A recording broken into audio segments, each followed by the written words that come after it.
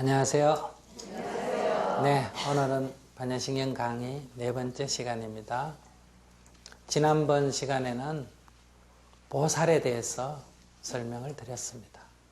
보살은 어떤 자세로, 어떤 마음가짐으로, 어떤 관점을 가지고 수행 정진을 하는가. 이 보살이라고 할 때는 불교에서는 이 수행자에게는 세 종류가 있습니다. 승, 삼승. 불법승 할 때 승에는 세 종류가 있다 이 말이에요. 성문승, 영각승, 보살승 이렇게. 성문승의 수행법은 사성제 8정도를 닦습니다. 사성제 8정도를 닦는다. 영각승의 수행법은 12연기를 관합니다. 보살승의 수행법은 육바라밀을 닦습니다. 그러니까 소승불교인 성문영각은 사제 8정도 12연기를 닦고 대승보살승은 육바라밀을 닦는다. 지금 이 건강경 그리고 반야신경은 대승경전이죠. 그렇기 때문에 여기에 나오는 주인공은 보살이고 그 수행법은 바라밀 수행법, 육바라밀 수행법. 그 가운데 여기에 반야바라밀 수행법을 닦고 있다. 자, 이 보살 가운데서 이 수많은 보살, 여러분들 잘 아시죠? 문수보살, 보현보살, 관세음보살, 지장보살, 대세지보살, 이하 한량없는 보살이 있습니다. 그 수많은 보살 가운데 이 반야신경의 주인공으로 등장하는 보살은 누굽니까? 관자재보살이에요. 그러니까 그분이 관자재보살이든 그분이 문수보살이든 보살이라고 하는 칭호가 붙었다 그러면 지난번 시간에 말씀드린 대로 중생을 구제하는 것으로 깨달음을 얻는 수행을 삼는 사람들입니다. 그러니까 중생구제 따로 있고 깨달음을 얻는 길 따로 있고 이런 게 아니에요. 이것이 하나로 되어 있다. 나를 이롭게 하는 것과 남을 이롭게 하는 길이 따로 있는 게 아니라 하나로 되어 있습니다. 중생은 내 이익을 위해서 남에게 손해를 끼칩니다. 그래서 그 인연 과보로 내가 다시 고통을 받습니다. 그래서 나도 해치고 남도 해친다. 이게 어리석은 중생의 길이에요. 현명한 사람은 내 이익을 위해서 남을 해치지 않습니다. 남에게 손해 끼치지 않는다. 그렇기 때문에 나는 이로울 망정 다른 사람에게 아무 도움이 안 됩니다. 지혜로운 자 대승보살은 중생을 위해서 내가 그의 이익을 위해서 내가 베푸는 거예요. 그렇기 때문에 그가 이롭다. 또한 누가 이롭다? 내가 이롭다. 그를 사랑하면 사실은 그가 기쁩니까? 내가 더 먼저 기쁩니까? 내가 더 먼저 기쁘다. 그러니까 자리, 내가 이롭고 이타, 남도 이롭다. 중생을 구제하는 것은 구제에 머무르는 것이 아니라 곧 내가 깨달음으로 가는 길이다. 그러니까 한쪽으로는 보리를 구하고 한쪽으로는 중생을 구제하는데 이게 따로따로가 아니라 하나가 되어 있다. 이것이 선에 오면 뭐가 됩니까? 선농일치. 일을 하는 것과 선을 행하는 것이 하나다. 선농일치. 오늘 저희들은 이것을 일과 수행의 통일 이렇게 말한다. 이것은 상고벌이 하와중생 자리타 선농일치의 일관된 흐름 속에 있다. 일과 수행의 통일이라는 것이. 그러니까 이런 관점을 가지고 정진하는 자, 이런 수행자들을 뭐라고 부른다? 보살이라고 부른다 이 말이에요. 그 수많은 보살 중에 보살의 무리 가운데서 주인공은 관자재 보살이다. 그럼 이 관자재 보살은 어떤 사람인가? 어떤 분인가? 이거예요. 이 원래 이 산스크리트, 이 인도말에서는 아바로기테 스바라입니다. 관자재. 아바로기테 스바라 보디 사타바입니다. 이 아바로기테 스바라, 아바로기테라는 말은 지켜본다 이런 뜻이에요. 이렇게 딱 지켜보는 거예요. 지켜본다 이 말은 있는 그대로 본다. 눈을 뜨고 환한 상태에서 확연히 지켜본다. 이게 아바로기테예요. 스바라는 그것이 자유자재하다. 그 어떤 것도 있는 그대로 환하게 지켜볼 수가 있다. 이 아바로기테를 한문으로 뭐로 옮겼습니까? 관이라고 옮겼어요. 우리가 깨달음을 얻는다 하면 깨달을 각자를 쓰죠. 그죠? 또는 지혜 지자를 쓰기도 하죠. 또는 반야신경에서는 조견, 오은, 개공할 때는 견자를 쓰죠. 안다, 아는 것의 대부분은 사람은 어떻게 합니까? 보고 알아요. 백문이 불여일견이다 이런 말 있죠. 그래서 볼견자를 씁니다. 또 그것을 볼관자를 써요. 그러니까 관자를 쓸 때는 지켜본다. 이것은 그냥 눈으로 모양과 빛깔과 색깔을 본다는 뜻이 아닙니다. 사물의 본성을 꿰뚫어 본다. 이럴 때 볼관자를 씁니다. 그러니 아바로기테 스바라 보디사타바. 여러분들이 인도의 성지순례 가서 박물관에 갔을 때 이렇게 밑에 이름을 보면 아바로기테 스바라 보디사타바 이렇게 써놓으면 아 이분이 누구다?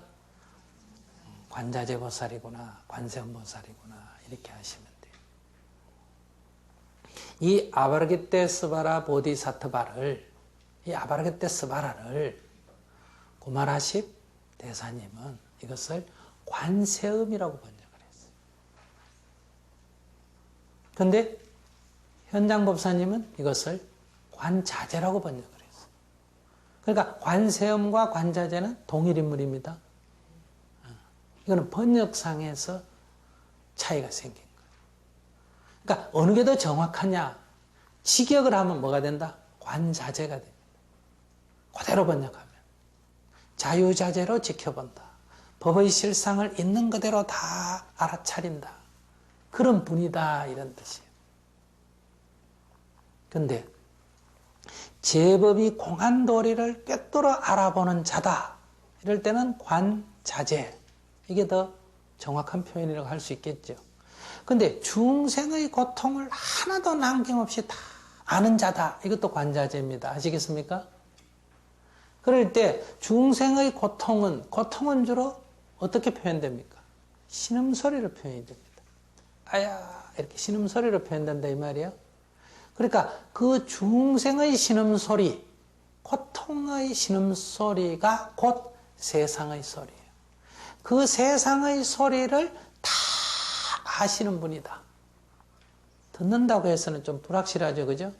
그 중생의 신음소리를 듣고 가서 그 신음소리만 듣는 게 아니라 현장을 방문해서 보고 그 고통을 환하게 다 아는 자다.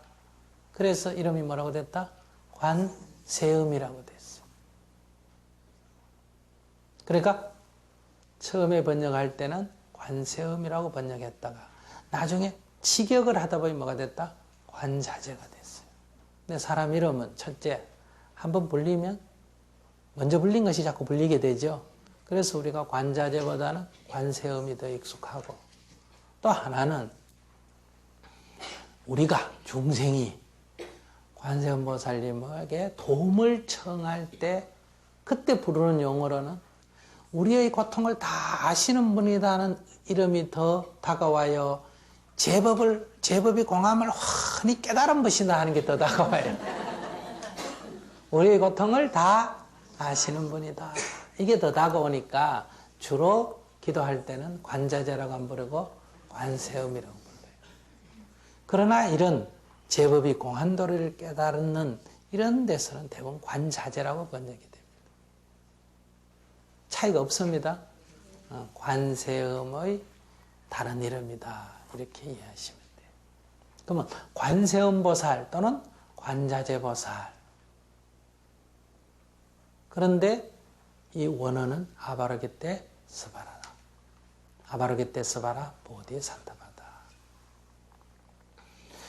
그럼 이분은 어떤 분이라고 보통 정의하느냐? 극락세계 아미타 부처님의 좌보처다. 우보처는 누굽니까?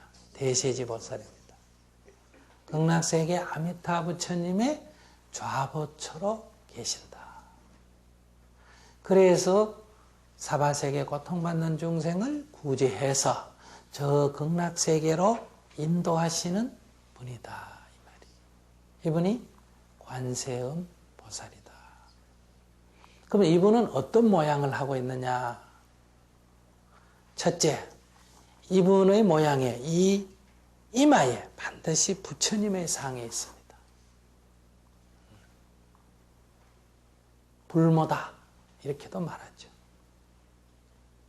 그 다음에 왼손과 오른손에 잠깐 바뀌기도 하는데 한 손에는 연꽃을 쥐고 있어요. 연꽃을 쥐고 있는 이유는 연꽃은 물들지 않는 성품을 상징합니다. 중생이 이렇게 괴로워하지만은 사실은 중생은 본래 부처다. 내가 부처임을 깨닫는다면 바로 이 모든 고통에서 벗어날 수가 있다. 그래서 한 손에 연꽃을 쥐고 있다. 모든 중생은 다 불성을 가지고 있다. 한 생각 바로 돌이키면 즉시 해탈한다. 이걸 상징합니다.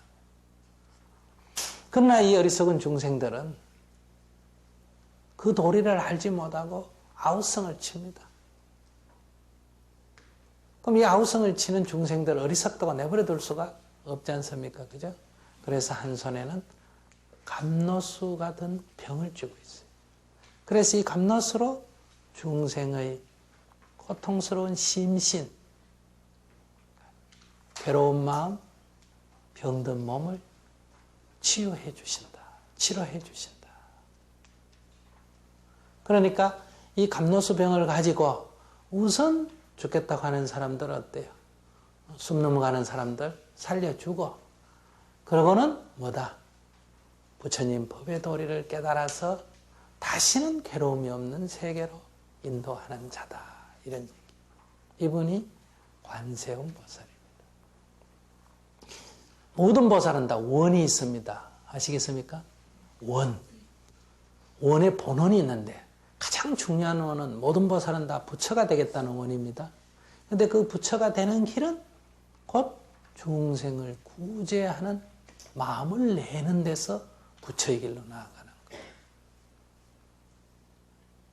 그래서 이 관세음보살님은 어떤 원을 갖고 있느냐? 이 세상에서 괴로워하는 중생이 있다면 누구든지 내 이름을 부르면 나무 관세음보살 이렇게 부르면 나는 그의 고통을 다 알아볼 거다. 그 소리를 듣고 그 고통을 알아차린다. 두 번째는 그 고통을 구제해 줄 거다. 건져낼 거다.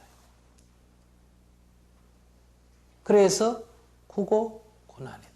중생의 모든 고통을 구하고 환난에서 중생을 구제한다. 구고고난을 본래의 원으로 하고 있습니다.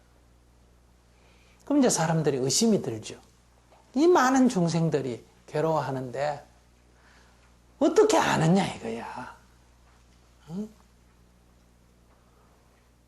알 수 있다. 어떻게 아느냐?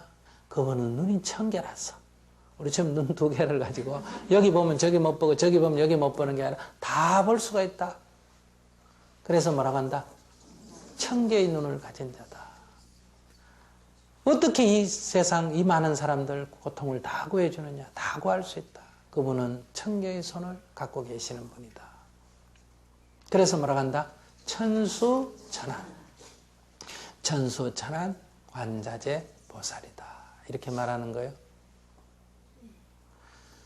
그럼 1000개 갖고 62억이나 되는 사람을 어떻게 구합니까? 또 이렇게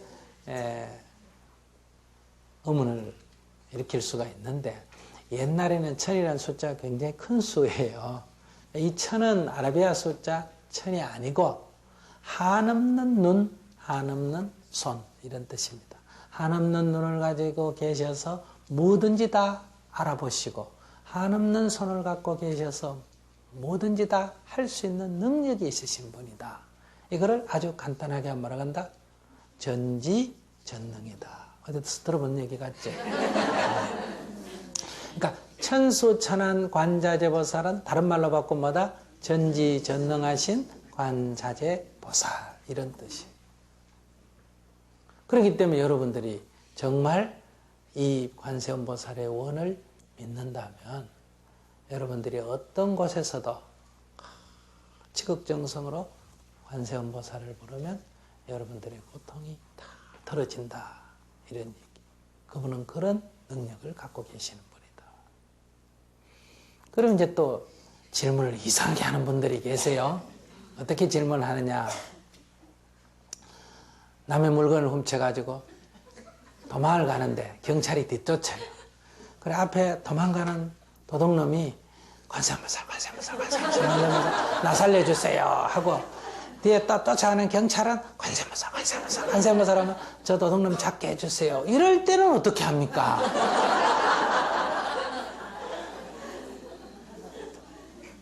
이럴 때도 관세음보살은 이 중생의 고통도 들어주고 저 중생의 고통도 들어줍니다. 어떻게 들어줄 수 있을까? 관세음보살님은 1100억까지로 어때요? 화연을 하시죠. 그죠? 그래서 누구의 모습을 나타낸다. 도둑의 몸을 나타내서 경찰에게 잡힙니다. 그러면 경찰의 소원이 들어졌어요? 안 들어졌어요? 들어졌지. 그럼 도둑의 소원도 들어졌어요? 안 들어졌어요? 들어졌지. 그럼 관세음보살님 어디 가야 돼요? 감옥에 가야 되겠지.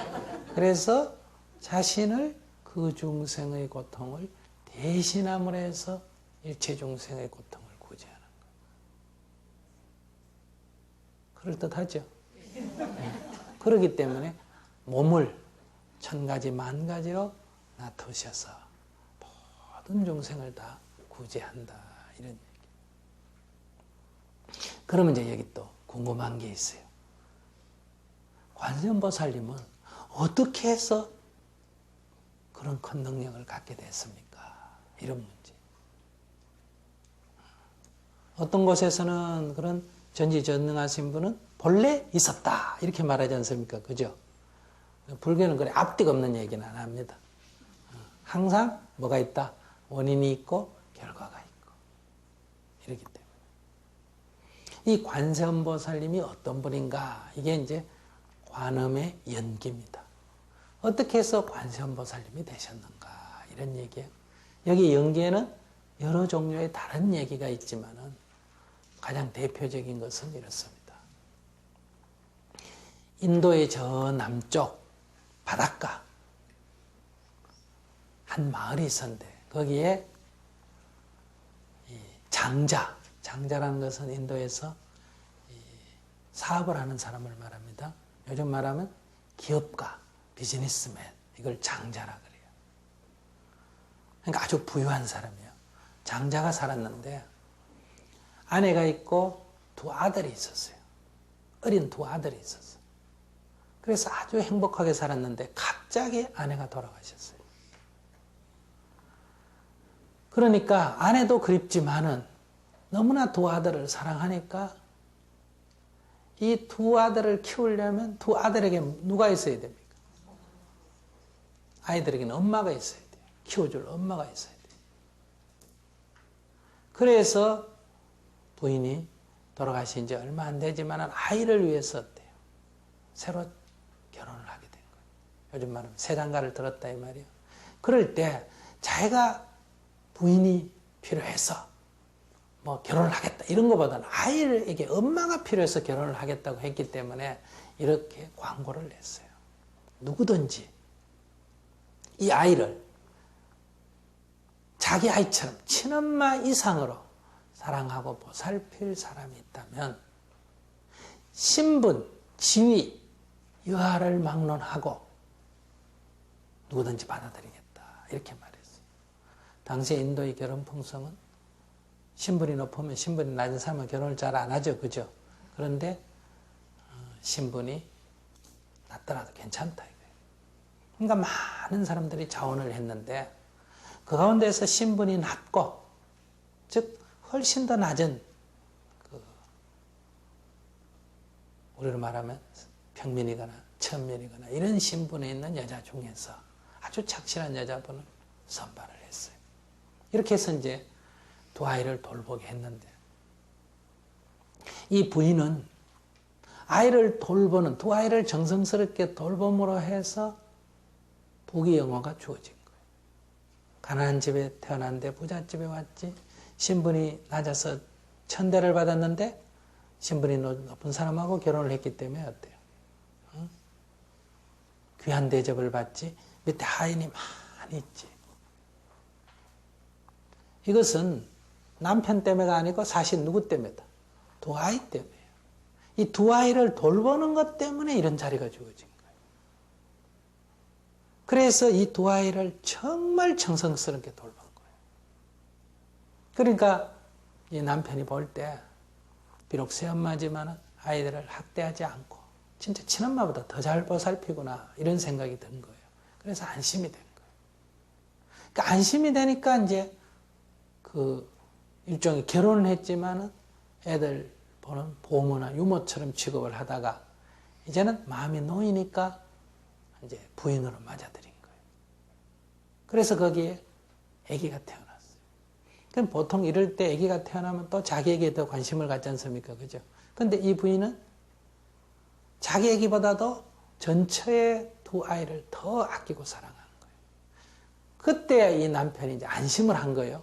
덜 이렇게 불안해하고 의심을 하다가 자기 아이가 낳는데도 불구하고 전처의 두 아이를 더 사랑하니까 정말 이분은 착하구나. 이렇게 해서 이제 집안을 다 이 부인에게 맡겨놓고 이제 몇 년 만에 장사의 길을 떠난 거예요. 남편이 이제 멀리 갔어요. 남편이 떠나고 집에 떡 앉아있는데 이 집 주인이 누구예요? 자기죠. 남편이 있을 때는 자기예요, 아니에요? 자기 아닙니다. 특히 이런 신분에서 시집을 갔을 때는 남편은 남편이기는 하지만 사실은 누굽니까? 주인입니다. 언제나 신경을 곤두세우고 있어야 돼요. 알게 모르게. 요즘은 안 그렇지만 우리나라도 옛날에 시집에 살이는 늘 긴장되고 친정에 오면 탁 마음을 놓고 퍼져서 자는 이유가 아마 이것도 비슷할 거예요. 그러니까 남편이 없으니까 진짜 이제 자기가 주인이에요. 하인들도 부리고 뭐 눕든지 일어나든지 자든지 자기 마음대로. 그 자기가 생각해 보니까 어릴 때 고생하던 그때를 생각하면서 현재를 보니까 내가 도대체 무슨 복이 있어서 이렇게 됐느냐. 참 생각지도 못할 일이란 말이에요. 그래 곰곰이 생각해 보니까 이 모든 복은 저 두 아이 때문에 생긴 거예요. 그러니까 두 아이가 너무너무 고맙고 사랑스러운 거예요. 그런데 동시에 저 두 아이가 점점 커서 이제는 엄마가 필요 없을 시점에 가면 그럼 나는 어떻게 될까? 남편이 나에게 이렇게 많은 혜택을 주고 사랑을 베푸는 것도 다 누 때문에 저 아이들 잘 키우라고 그러는데 저 아이들 다 커버리면 난 소용없어지지 않겠냐. 그러면 나는 결국은 버려지지 않겠느냐. 그때 내가 낳은 아들도 같이 버려지지 않겠느냐. 모든 재물, 모든 것은 다 저 두 아들에게 상속이 되지 않겠냐.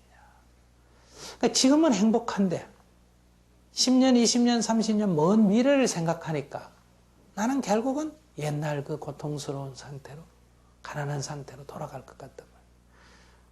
나는 절대로 그렇게 다시는 살기 싫어. 돌아가고 싶지가 않아. 그러니까 갑자기 막 불안해지는 거예요. 마치 미래에 일어날 일이 지금 당장 일어날 것이지 그렇게 생각이 되어지는 거예요. 그 근심 걱정이 수도 없이 일어난다. 그래서 이 부인이 다시 생각해 보니까 결국은 내가 미래에 올 이런 재앙은 누구 때문에 오는 거다. 저 두 아이 때문에 오는 거다. 저 두 아이가 없다면 이 모든 재산과 남편의 사랑 이거 다 내 아이하고 다 독차지할 수가 있지 않느냐. 이렇게 생각이 딱 미치니까 저 두 아이가 모든 재앙의 근원 절천지 원수요. 그러니까 하루빨리 저 두 아이를 없애야 되겠다. 이렇게 생각이 미친 거예요.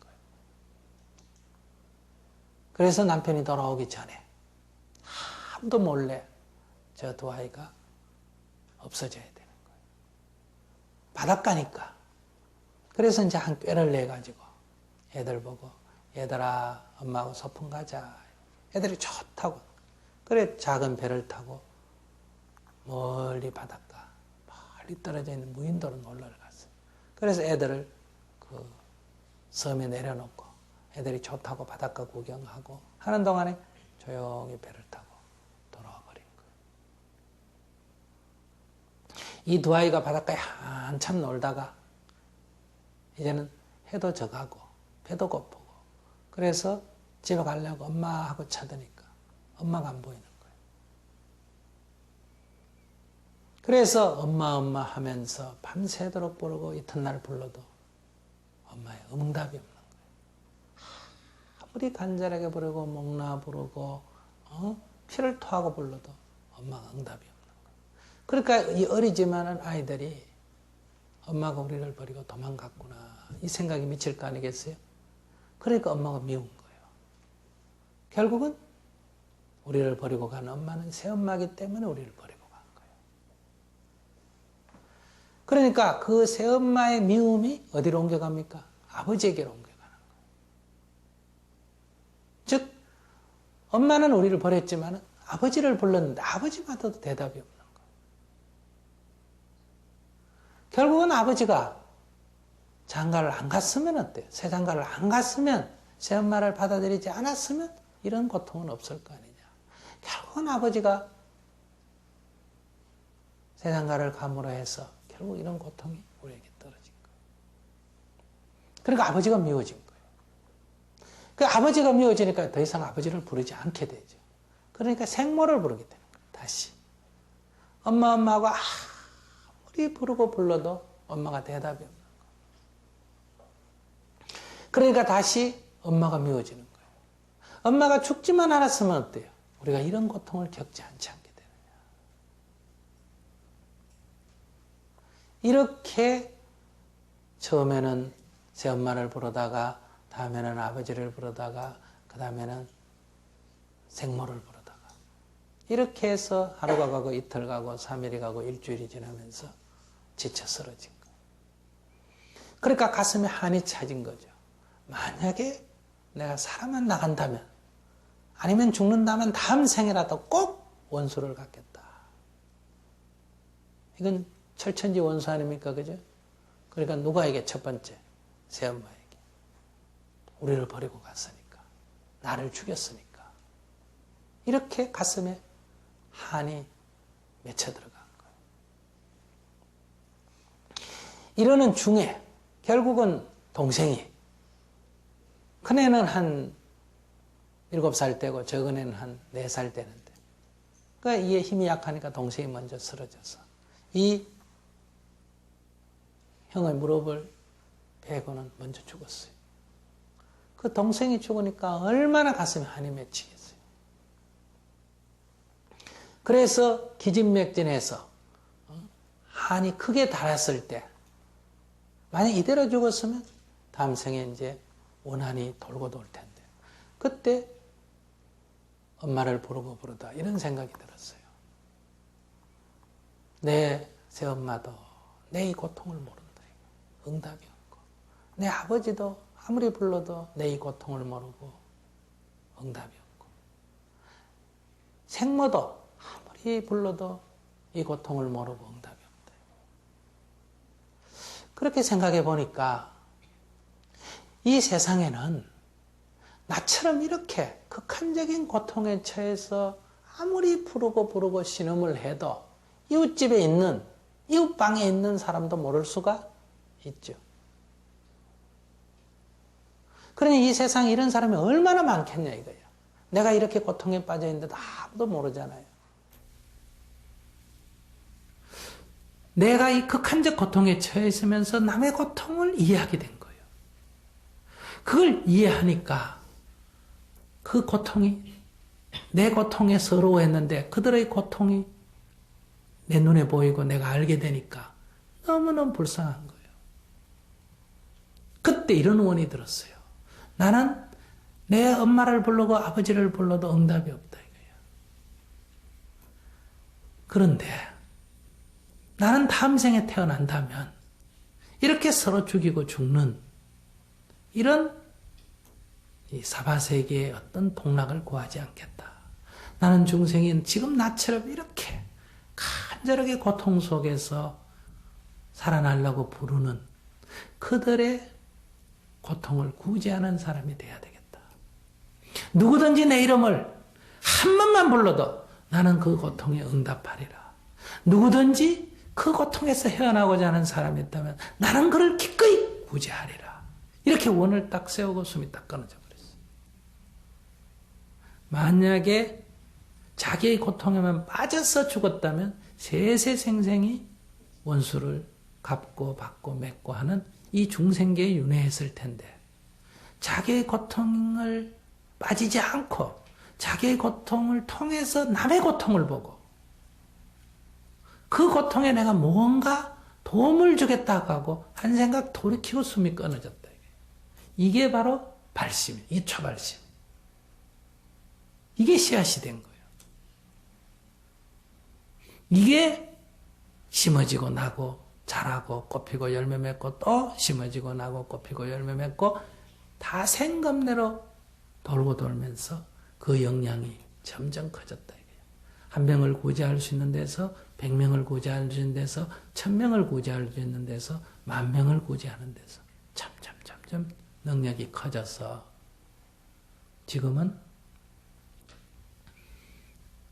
아무리 많은 중생이 고통해서 아우성을 쳐도 그걸 다 알며 마치 엄마가 아기가 울면 그 울음소리만 딱 듣고도 배가 고픈지 어디가 아픈지 알잖아요. 부모가 자기 자식 울음소리 딱 듣고 금방 알아차리고 가서 금방 젖을 먹이든지 어떻게 해서 그 아픔을 해소해 주듯이 그렇게 일체중생을 구제한다. 이분이 관세음보살. 이 어떤 중생에도 차별이 없다. 이게 보문이에요. 넓은 문. 어떤 차별이 없다. 어딘든지 다 그 몸을 놔두신다. 그 원력이 깊고 넓다. 중생의 그 고통과 환난을 다 구제하시는 분이다. 그래서 그분은 부모처럼 자비롭고 중생의 아픔에 큰 연민을 가지신 분이다. 그래서 우리가 뭐라고 합니까? 나무, 보문, 시현, 원력, 홍심, 구고, 군한, 대자, 대비, 관세음, 보살. 바로 그런 분위기에 나는 그분께 귀하옵니다. 그렇기 때문에 여러분들이 그분의 명호를 간절하게 부르는 거다. 그러니까 여러분들이 관세음보살을 부르면서 관세음보살은 일체 중생의 아픔을 다 감사 안고 중생을 구제하겠다고 마음을 냈는데 내가 그래도 관음행자라면 관세음보살을 믿는 사람이라면 관세음보살님 저는 아직 힘이 약해서 일체 중생은 무슨 좀 놔두고 내 남편 이거는 제가 해결하겠습니다. 내 자식 이건 제가 해결하겠습니다. 내 부모 이건 제가 해결하겠습니다. 그들의 고통 그들의 아픔을 내가 다 감사 안고 나가겠습니다. 그러면 작은 관세음보살이 되겠죠. 다른 말로 좀 숨어지면 어쨌든 어른 관세음보살이 아니고 새끼 관세음보살이 될 거 아니에요. 그죠? 그러면 새끼 관세음보살, 어린 관세음보살이 점점 크면 뭐가 된다? 어른 관세음보살이 되는 거예요. 쉽게 얘기한다면. 그러니까 우리가 관세음보살을 보는 것은 관세음보살이 되자 이거예요. 관세음보살처럼 나도 그렇게 살자. 여러분들이 아무리 고통스럽다 하더라도 그 어린아이가 버려져서 죽는 고통보다는 지금 덜하잖아, 그죠? 그도 한 생각 돌이켜서 이 위대한 인물이 됐는데 왜 여러분들이 위대한 인물이 못 되겠습니까? 그러니 우리 불자들은 나도 부처가 될 수 있다. 내가 아무리 고통 속에 있지만은 첫째는 이 모든 고통을 관세음보살님께서 보살펴 주실 거다 하는 믿음. 또 나도 관세음보살처럼 도리어 남을 돕는 마음을 일으켜서 나도 해탈하고 남도 해탈하는 그런 보디사트바 보살이 될 수 있다. 이렇게 우리가 정진하는 마음을 내야 돼.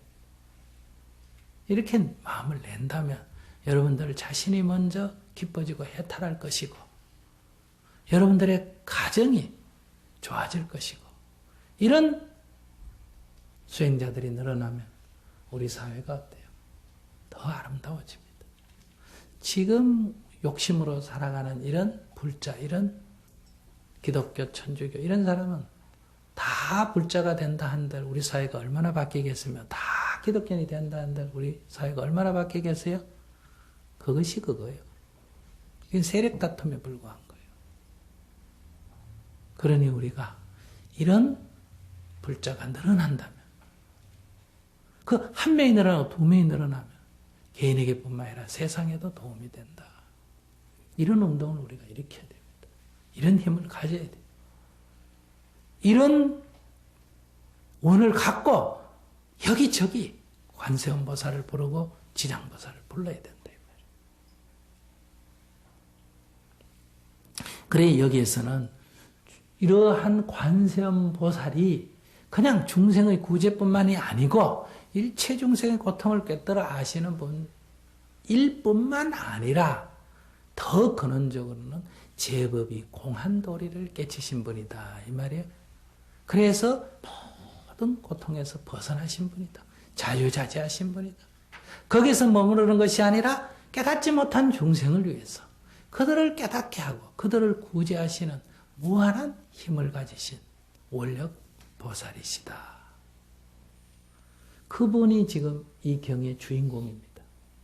이분이 지금 법을 설하신다 이거예요. 이걸 분명히 알고 여러분들이 정진을 해나가야 한다. 네, 다음 시간에 뵙겠습니다.